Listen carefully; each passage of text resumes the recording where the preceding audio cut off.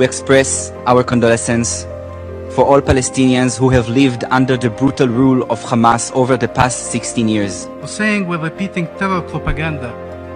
You see the disinformation? What in my words was terror propaganda? When we're speaking of international law, is that the part you're referring to? Or when we're quoting the Human Charter or the Universal Declaration of Human Rights?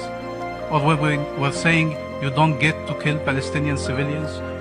Targeting of civilians, indiscriminate attacks are war crimes? What part? And then you say the dehumanization is not the first tool. The first tool is the means of war. You're bombing civilian populations. You're using white phosphorus. That's the absurdity of the argument you're making. The absurdity of coming here to explain that it's terrible to kill civilians and then kill them. The absurdity of refusing the rule of international law as the only standard by which we are all measured.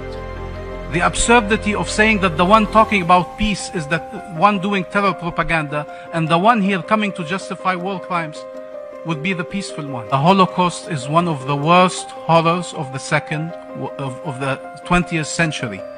It's one, along other horrors of the Second World War, that led us to build these United Nations. And you are not allowed to instrumentalize it to justify the killing of Palestinians. It desecrates the memory of victims. We stand here so no people are killed. We stand here so we are able to be free. Look around you. These are free nations. These are free nations.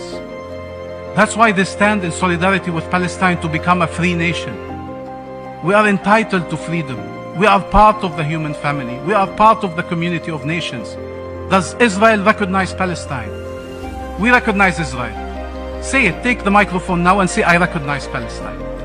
Say, I call on my Israeli government to stop its killing of Palestinian civilians. Say, I call on it to honor the memory of the Holocaust victims and of all victims by standing for international law, by respecting humanity and the principles of humanity and distinction. That would honor you. But if you are here on behalf of that government, you cannot take the higher moral ground. You are not allowed. We will not allow you to take it. As 4,000 Palestinians are being killed, 1,000 children have been killed by your bombs. There should be a certain sense of decency. Decency. 10 days of killing civilians. And then you come here giving moral lessons?